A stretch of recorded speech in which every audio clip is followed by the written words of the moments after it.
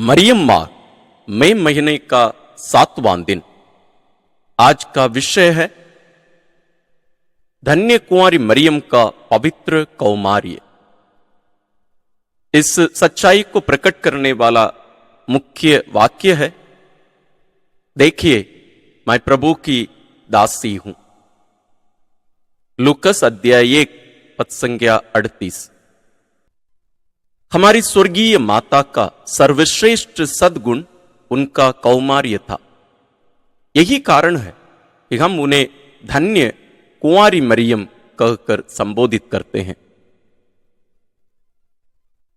कलीसिया के द्वारा ईश्वर हम पर इस सच्चाई को भी प्रकट किए हैं कि मां मरियम ना केवल प्रभु यीशु को धारण करने के पहले कुंवारी थी, बल्कि उनको धारण करते समय में भी कुंवारी थी और उनको जन्म देने के बाद में भी वो कुंवारी ही रही। कहा जाता है कि बचपन में ही मां मरियम के माता पिता का देहांत हो गया था।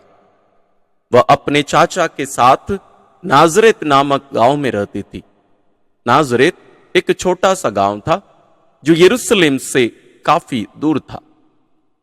बड़े आश्चर्य की बात है कि ऐसे साधारण गांव में मरियम जैसी आदर्श और सर्वश्रेष्ठ कुंवारी विद्यमान थी।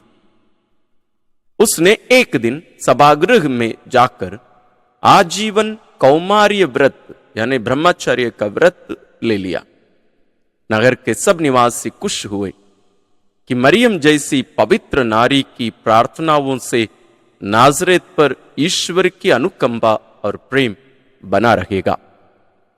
वह अपनी दिनचर्या के अनुसार दीन दुखियों की सेवा करती थी। बुराई से सदा दूर रहकर किशोर अवस्था में ही वह ईश्वर के प्रति श्रद्धा भक्ति रखने लगी। घंटों प्रभु से प्रार्थना करना और उसके ध्यान में तल्लीन रहना उस कुंवारी के लिए धर्म ही नहीं सहज आनंद का विषय था। जब मरियम सयानी हुई तो उसके संबंधियों ने उसके विवाह के लिए उसकी मंगनी करने का विचार किया। कुंवारी के भावी जीवन की शुभकामना की दृष्टि से यह विचार सर्वोत्तम था। मरियम तो एक आज्ञाकारी किशोरी थी, किंतु इस समय ऐसे ज्ञात होता था कि वह इस सहज प्रस्ताव से बड़े धर्म संकट में पड़ गई है। उसने अपने विवाह की कभी कल्पना तक नहीं की थी।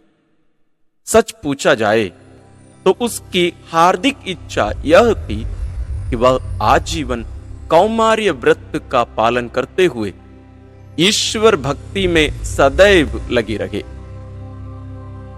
उसके विचार में ईश्वर से बढ़कर दूसरा कोई प्रेम का आधार नहीं हो सकता।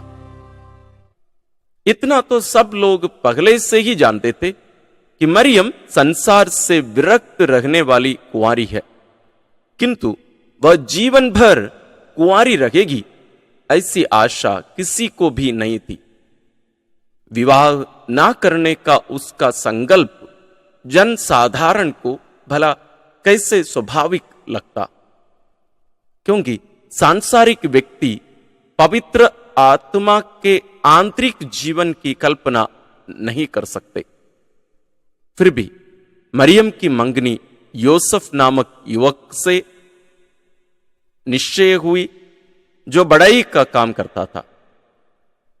वह भी शांत प्रकृति का धार्मिक पुरुष था। इस कारण वह सत्यवादी योसेफ के नाम से प्रसिद्ध था। मरियम के लिए उससे अधिक योग्य वर और कोई नहीं मिल सकता था।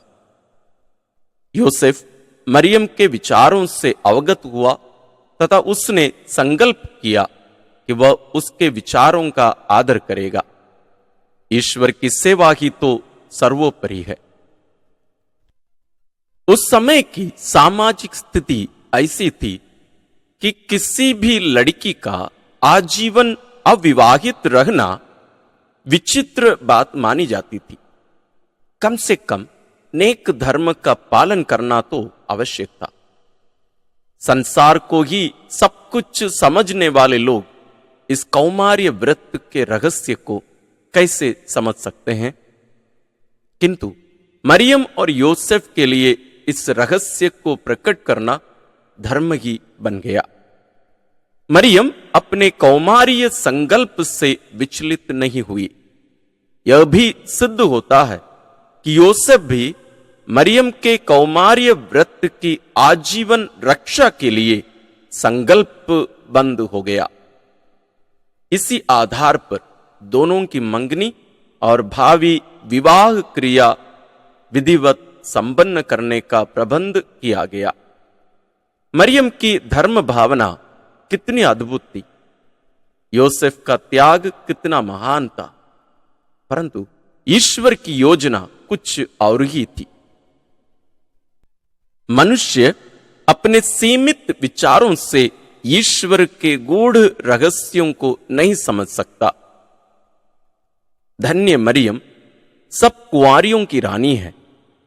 उसके कौमार्य की पवित्रता और कीर्ति के रहस्य को कोई भी साधारण मानव नहीं समझ पाया, किंतु अनेक व्यक्तियों ने इस पवित्रता का लाभ उठाता है एवं परमपिता ईश्वर की पावन बुलाहट पाकर स्वयं को ईश्वर की सेवा में आजीवन समर्पित कर दिया है। कोई भी किशोर या किशोरी कौमार्य व्रत का पालन कर ईश्वर तथा समाज की सेवा करने का इच्छुक हो तो इससे महान कार्य और कुछ नहीं होगा। इस ईश्वरीय बुलाहट हेतु माता मरियम की मध्यस्थता से प्रार्थना करें। वह सदैव प्रार्थी की रक्षा और सहायता करेगी। वास्तव में हम सबों को अपने परिवार के युवक युवतियों के लिए, बच्चों के लिए विशेष प्रार्थना करने की जरूरत है कि हमारे बच्चे भी मां मरियम के इस पथ चिन्हों पर चलें। आइए इससे संबंधित जुड़ी एक घटना हम जानें। संत लुईस बाल्यावस्था से ही माता मरियम को प्यार करता था। 9 वर्ष की अवस्था में उसने माता मरियम के सम्मान में भजन गाना आरंभ कर दिया था। उसने जीवन भर कुंवारा रहने की भी प्रतिज्ञा की। माता मरियम इससे अत्यंत प्रसन्न हुई। युवावस्था में उसे ईश्वरीय बुलाहट प्राप्त हुई तथा उसने स्वयं को ईश्वर की सेवा में समर्पित किया। वह यीशु समाज यानी जेसुइट फादर लोगों का जो समाज है उसका सदस्य बना। वह माता मरियम का परम भक्त था। 23 वर्ष की अवस्था में उसे डीकन नियुक्त किया गया। पुरोहिताभिषेक के पूर्व ही उसका देहांत हो गया। अपने मरण के समय संत लुईस ने माता मरियम के सामीप्य का अनुभव किया। हमारे अभ्यास के लिए किशोर किशोरियां तथा सब धर्म संगी पुरोहितगण जिन्होंने आजीवन ईश्वर की सेवा में स्वयं को समर्पित किया है, वे सदैव अति पवित्र माता मरियम का स्मरण करें तथा सदैव प्रार्थना करते रहें कि मां मरियम सदैव उनकी रक्षा करे। हम जो पारिवारिक जीवन जी रहे हैं, हम भी मां मरियम और संत योसेफ का पथ चिन्हों पर चलने का भी संकल्प करें और ईश्वर की सेवा, लोगों की सेवा में अपना जीवन समर्पित करें। आइए हम प्रार्थना करें। हे धन्य कुंवारी मरियम, कुंवारियों की महारानी तथा ख्रिस्त भक्तों का आश्रय, ईश्वर से हमारे लिए प्रार्थना कर कि हम पवित्र आत्मा की शक्ति द्वारा कौमार्य के अनमोल एवं पावन रत्न को सुरक्षित रखें तथा आदर्श जीवन द्वारा ईश्वर की साक्षी सदैव देते रहें। इस प्रकार पवित्र जीवन जीते हुए मृत्यु के बाद आनंद सुख प्राप्त कर सकें। हम ये प्रार्थना करते हैं अपने प्रभु क्रिस्त के द्वारा। आमीन।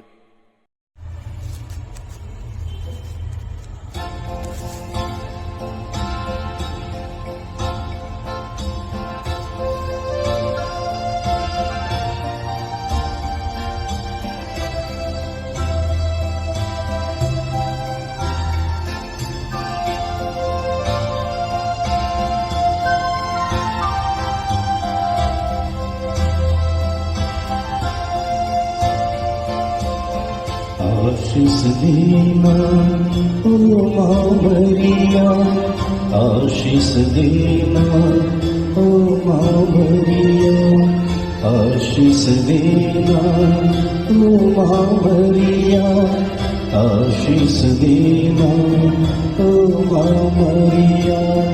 तेरे हवाले सारी राहें, आशीष देना ओ माँ मरिया, आशीष देना ओ माँ मरिया, आशीष देना ओ माँ मरिया।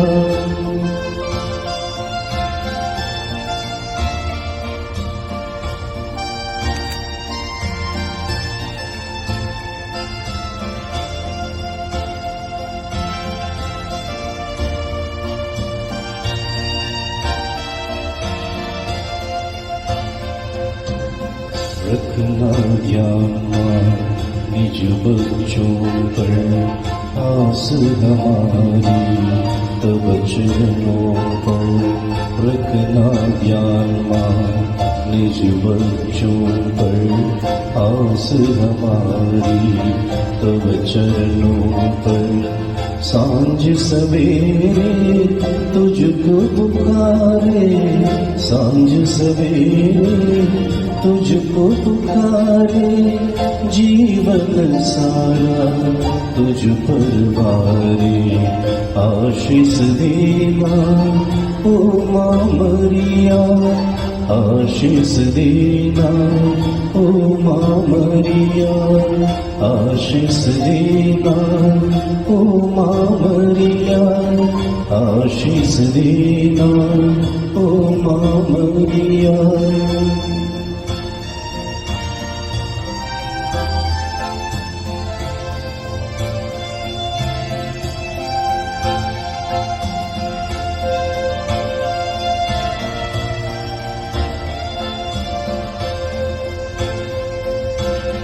सुख है तेरा सबका दाता, जीवन देता विश्व विधाता। सुख है तेरा सबका दाता, जीवन देता विश्व विधाता। शरण तिहारी आए हैं माँ, शरण तिहारी आए हैं माँ, दान दिलाना राह दिखाना। आशीष देना ओ माँ मरिया, आशीष देना ओ माँ मरिया, आशीष देना ओ माँ मरिया, आशीष देना ओ माँ मरिया।